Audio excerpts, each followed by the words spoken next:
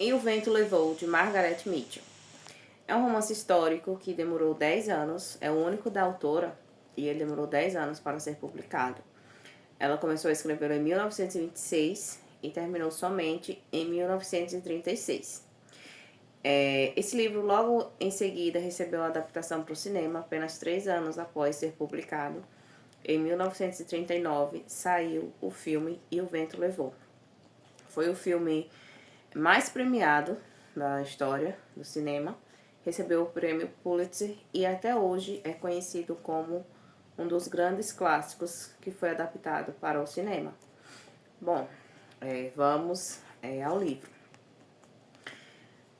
Você precisa ler esse livro não com a mente do século XXI, a visão que a gente tem sobre a escravidão, sobre o racismo. Você precisa ler esse livro com o contexto histórico da época da Guerra Civil Americana, porque aqui o principal pano de fundo, o tema principal desse livro é a Guerra Civil Americana, né? Na visão da protagonista, que é a Scarlett O'Hara. A Scarlett é filha de Gerald O'Hara, um irlandês que veio fugido da guerra da Irlanda, né, ali nos anos 1800, começo dos anos 1800, que a gente teve ali uma grande imigração do povo irlandês para o sul dos Estados Unidos. Então, o pai da Scarlett é um desses irlandeses, né, ele chegou à Irlanda muito pobre, sem nada, conseguiu fazer fortuna com fazenda de algodão, né, com a plantação de algodão. E ele ficou muito rico, conseguiu casar com a mãe dela, que era bem mais nova do que ele. Quando eles se casam, o Gerald já é um senhor, né? Vale lembrar que naquela época, a pessoa que chegava aos 60 anos de idade já era assim um evento, porque a taxa de natalidade não era como é hoje, né? Então ele já casa ali por volta dos seus 40 anos com a Ellen, que era uma jovenzinha na época ainda, né? E ali eles têm 3 filhas, tem 6 na verdade, mas morrem, só ficam apenas 3 meninas. Temos a Scarlett, a mais velha, a Suellen e a Carrie. E Scarlett é a protagonista, ela é os personagens aqui são muito bem construídos.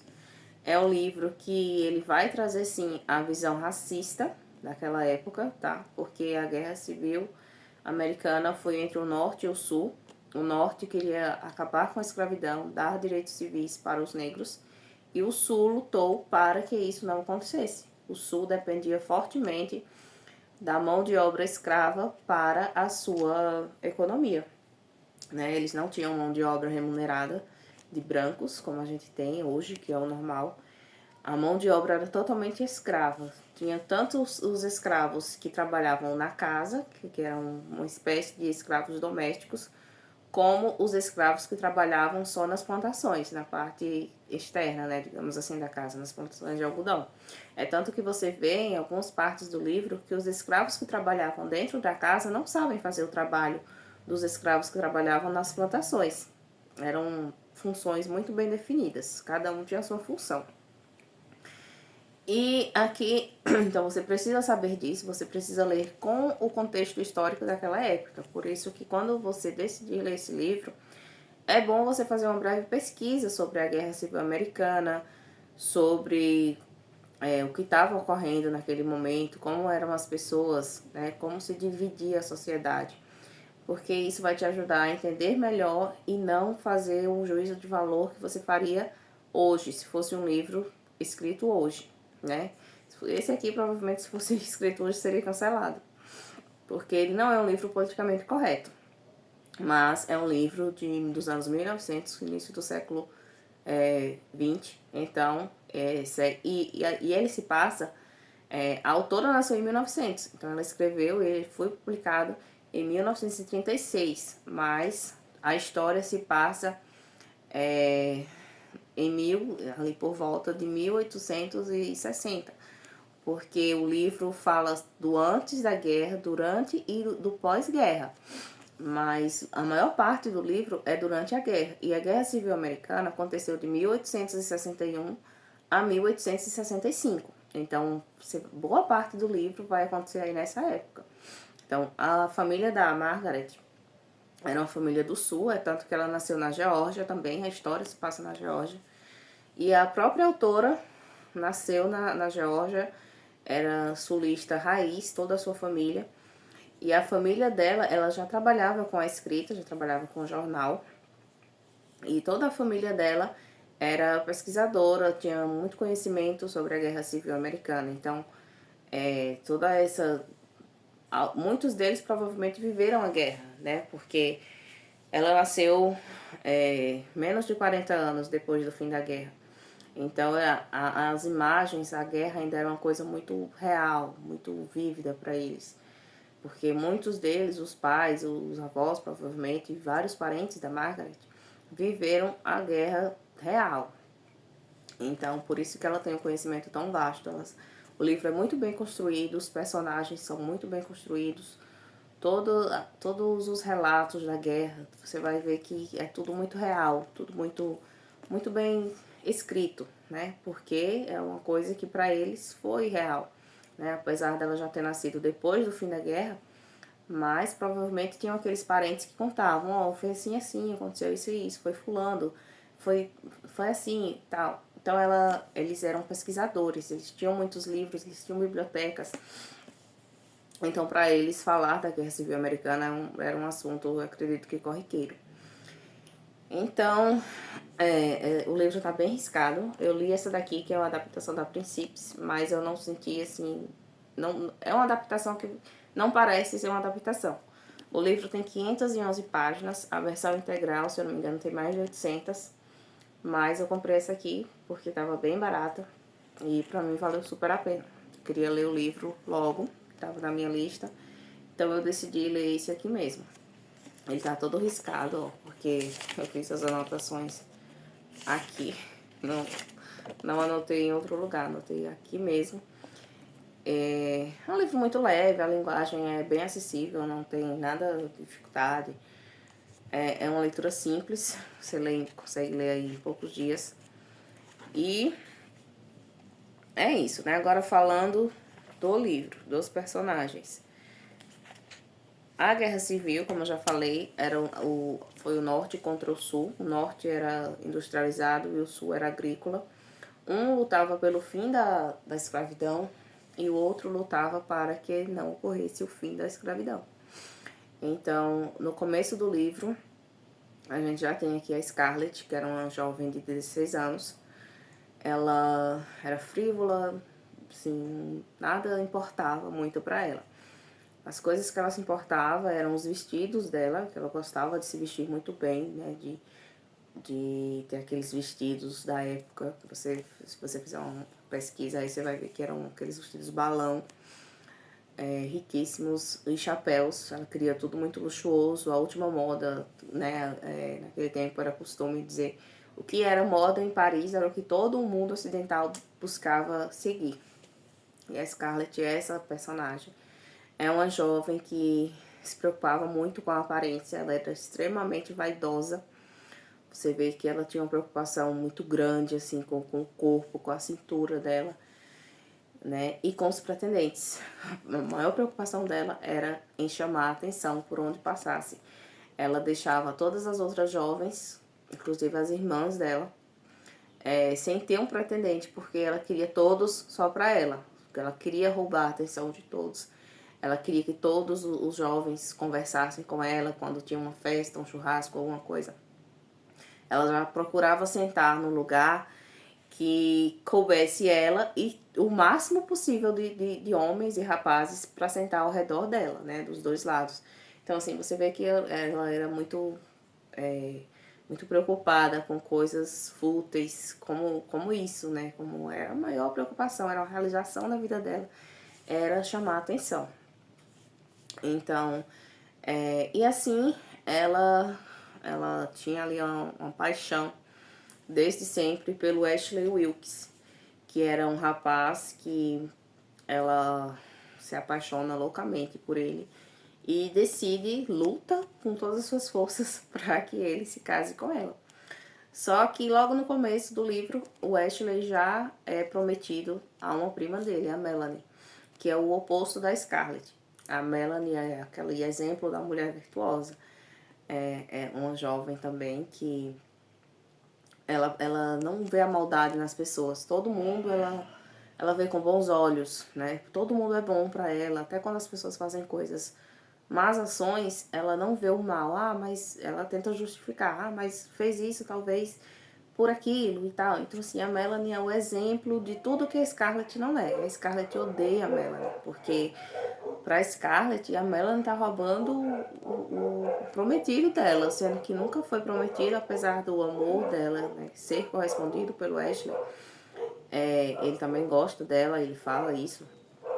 Mas ele não pode fazer nada, porque o Ashley é assim, ele é muito apático, ele vê as coisas acontecendo e ele não faz nada para mudar aquilo.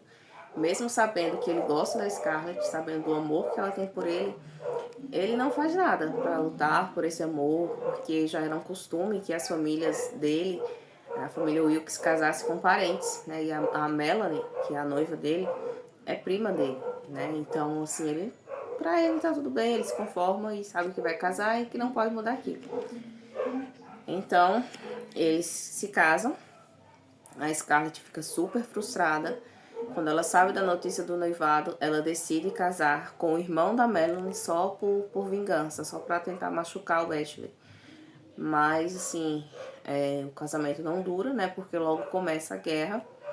Porém, rende um filho, né? Que ela odeia ter o filho, ela odeia ser mãe, odeia ficar grávida.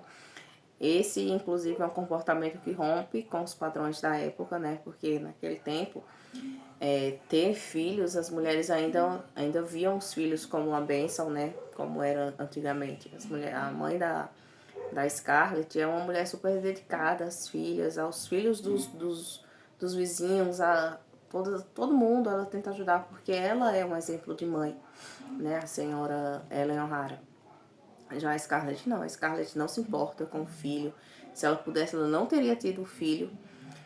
Então, assim, você vê que ela é muito egoísta em todos os aspectos, ela só se preocupa com o eu, né? Ela é hedonista, só busca o próprio prazer, né? Só busca ser bonita e querer casar com o Ashley, né? Que ela não consegue.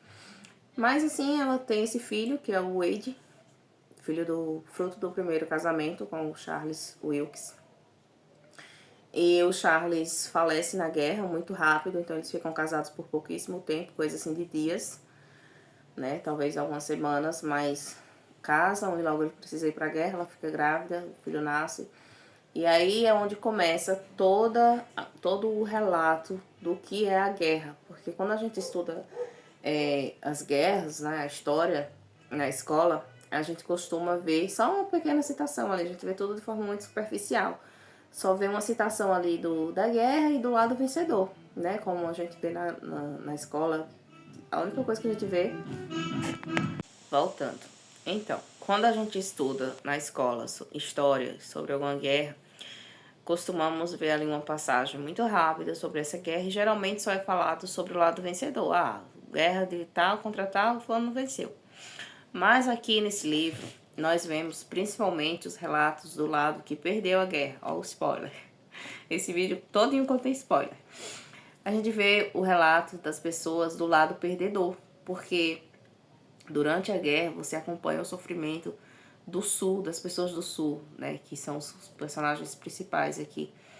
Você vê em jogo, né, a moral, a ética em meio à sobrevivência, porque os personagens, a própria protagonista é forçada a fazer coisas que ela jamais faria em outro tempo, né? Porque ou ela faz aquilo ou ela vai morrer. E chega um ponto da história que a guerra já tá tão crítica, ali já tem anos de guerra, que eles chegam à situação de extrema pobreza, assim, de miséria mesmo, fome.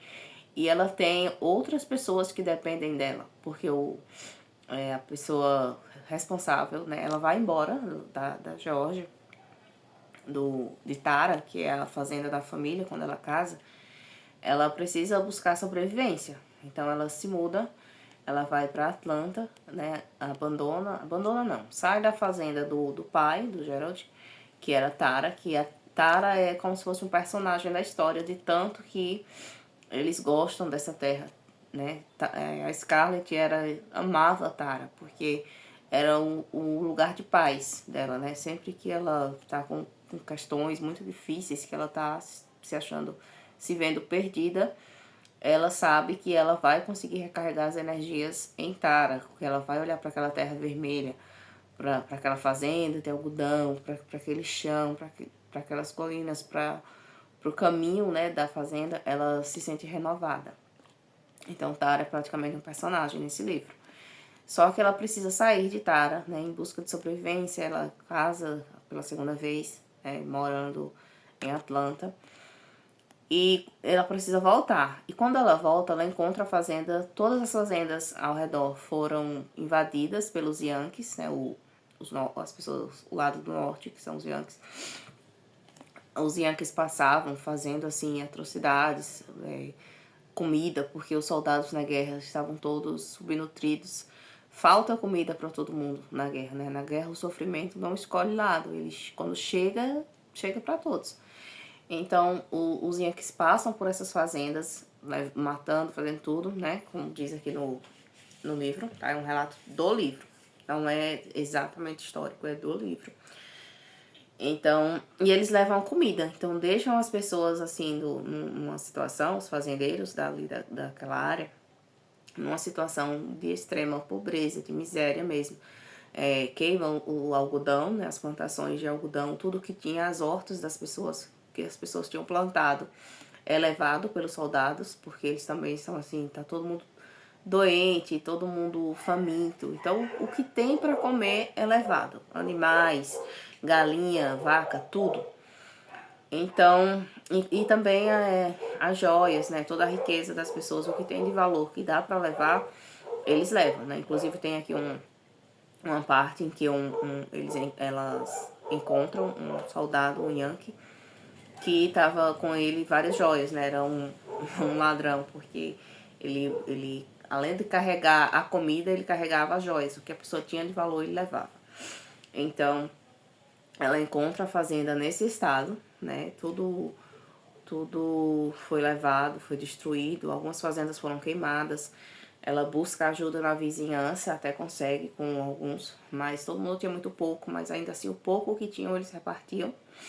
E ela tem, dependendo dela, se eu não me engano, 8 pessoas, né? E ela e o filho, que ainda era pequenininho. Então todo mundo depende dela para sobreviver, para conseguir comida. E aí é nessa parte que você vê que os escravos da casa não sabiam fazer o trabalho dos escravos da plantação. Mas todo mundo precisa trabalhar, todo mundo precisa lutar um pouquinho, né? Para que eles não morram de fome. Porque essa é a situação da guerra, né? Falta água, falta comida, falta tudo. Mas ela consegue, né? Ela vai buscando ali com todas as forças. A Scarlett, apesar de todos os defeitos, da futilidade, né? De ser essa mente vã, ela é muito decidida, ela é muito resignada. Quando ela se vê numa situação que ela precisa lutar, ela luta, ela toma decisões, ela age, ela não fica esperando, ela sabe que depende dela. Então, assim, apesar de ser muito imatura em questões amorosas, nas questões práticas da vida para sobrevivência, ela reage muito bem, ela sabe o que fazer.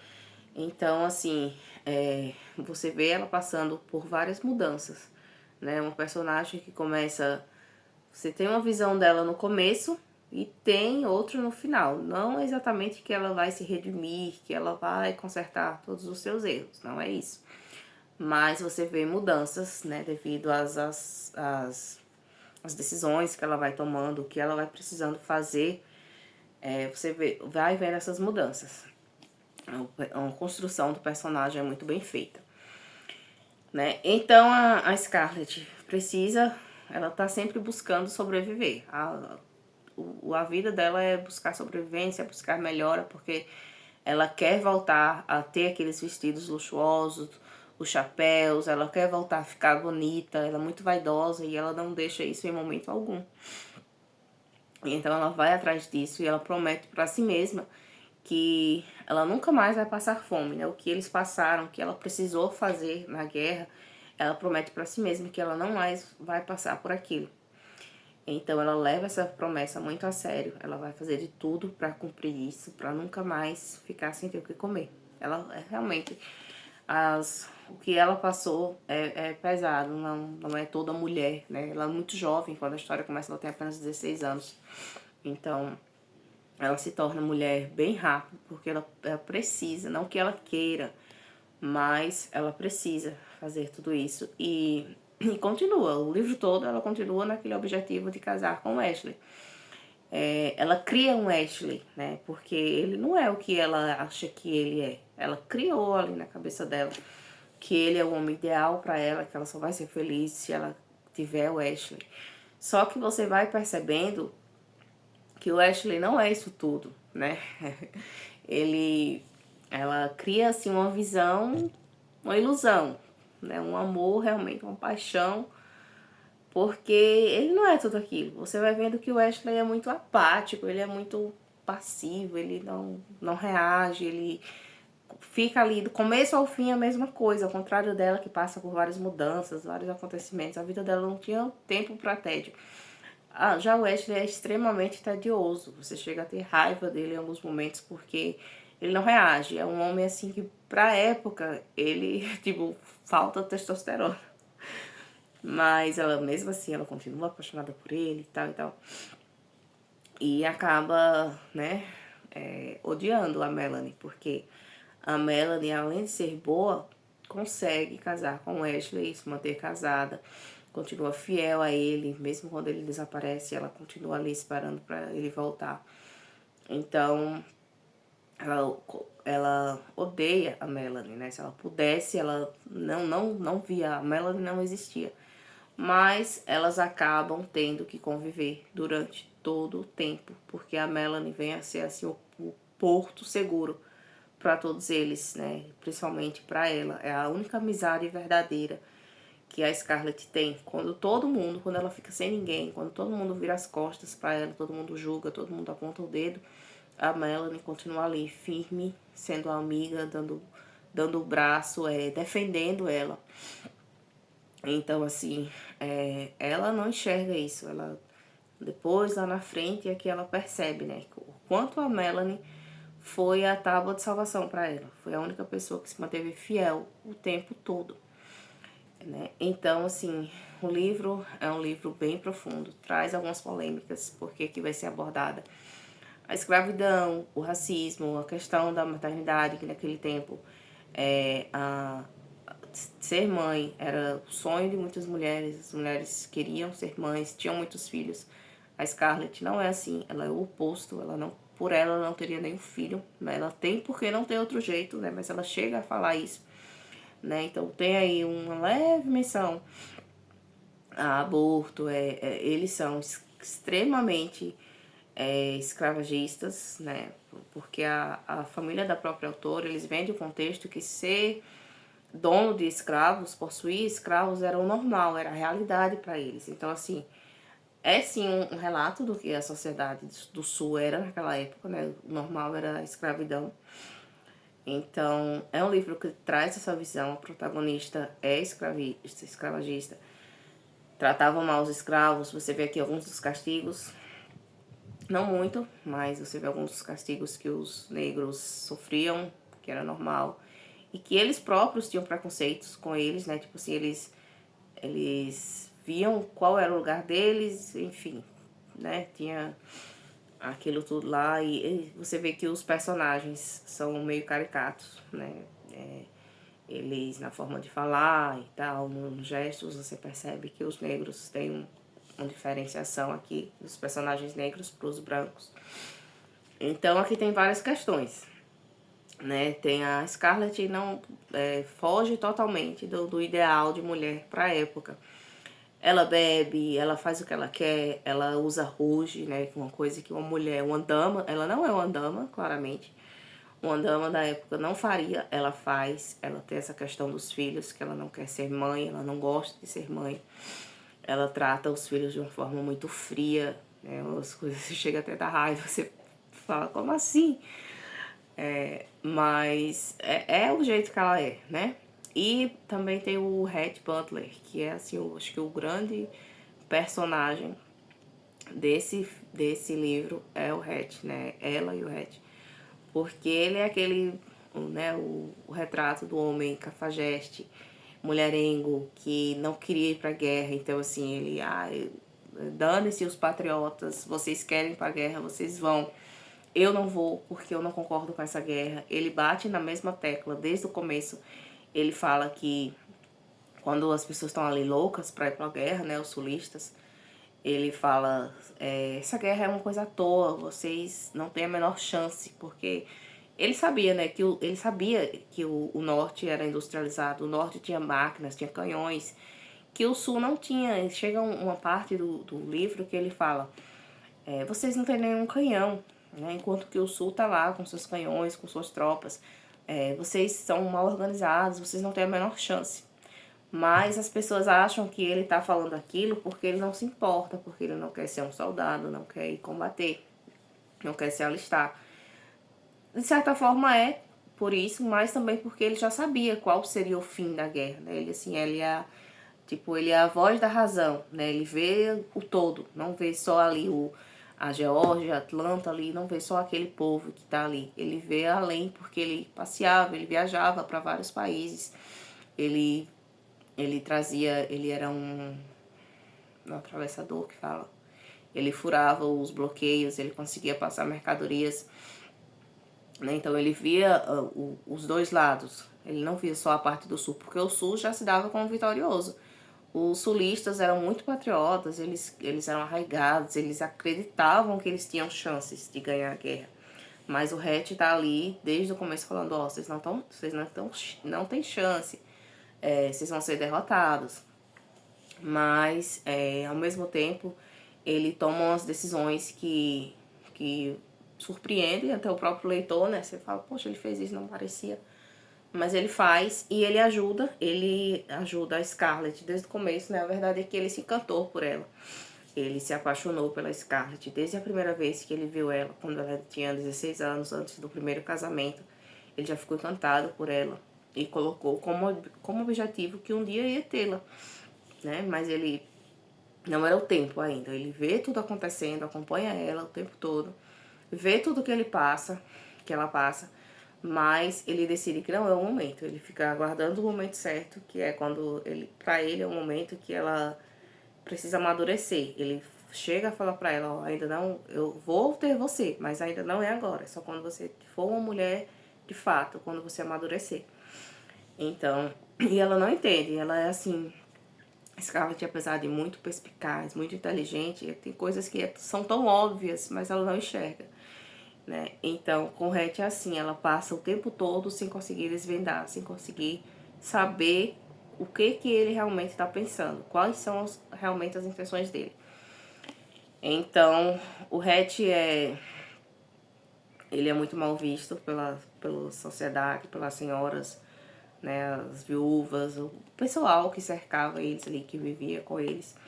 É julgado por todo mundo, assim como ela. Então eles são meio que almas gêmeas, porque ele não se importa em ser um cavalheiro, ela não se importa em ser uma dama, né? Eles fazem coisas que fogem muito à regra social da época, né, para um católico, porque ela era católica, mas até a fé católica chega um momento que ela abandona. E ele adere, né? Ele ajuda as igrejas, assim, contrariando as opiniões. Ele se torna, não se torna um crente, né, digamos assim, um católico, mas ele ajuda as igrejas, ajuda as pessoas que em outro momento julgaram ele, apontaram o dedo, falaram mal. Ele ajuda e consegue mudar as opiniões. É tanto que quando eles têm uma filha, todo mundo passa assim, nossa, que homem, é um pai exemplar, porque ele consegue mudar as opiniões. Então ele é um homem muito inteligente. Ele sabe agir, ele sabe o que fazer na hora certa. Mas ele também sofre, porque ela faz todo mundo sofrer, né? A Scarlett tem esse poder, né? Não poder, digamos assim, a maldição de conseguir magoar todo mundo. todo mundo ao redor dela, ela consegue magoar as pessoas. Então, e ela não percebe, e se percebe também não se importa, porque ela não se importa com as opiniões. Então, você vê que a criação que ela recebeu, ela foi muito mimada, ela foi criada de uma forma que ela não... Ela rompia todos os padrões da época, né? De mãe, de esposa, de mulher da sociedade, de dama, de cristã, rompe com todos eles. Mas você vê que a autora teve essa jogada muito bem feita, né? Ela traz um retrato muito fiel da época e a construção do personagem, então é uma coisa assim que dá muito pano pra manga pra você falar por muito tempo, porque é sensacional. Toda a construção do livro, tudo que traz aqui, todos os panoramas da história, a construção dos personagens, tudo isso é riquíssimo. É um livro que eu indico totalmente. Se você puder ler a versão integral, é bem melhor, né? Mas essa aqui adaptada eu já achei muito boa, não senti falta de detalhes, de descrições. Achei uma adaptação muito bem feita. Então é isso. Leiam, tá? E até o próximo. Deixe seu like, comente e se inscreva no canal.